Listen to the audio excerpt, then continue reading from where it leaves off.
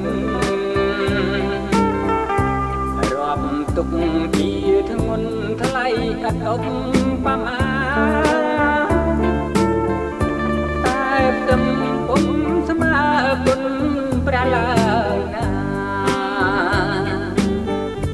តបថ្នមម្ដេចម្ដាមិនដែលអ្នកណារួចបានទ្រង់ផ្ដល់ជីវិតវិញ្ញាណរស់ពិតនៅក្នុងអង្គប្រាណគុណ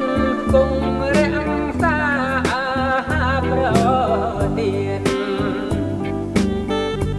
រូបកាយរស់បានដោយសារគុណទ្រង់ផ្ដល់មក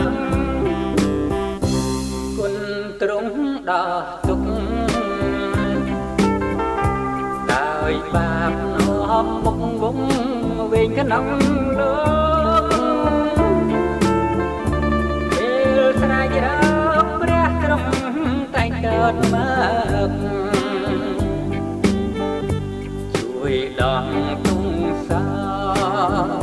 ដោយក្តីមេត្តាលឺលន់គុណព្រះយេស៊ូវ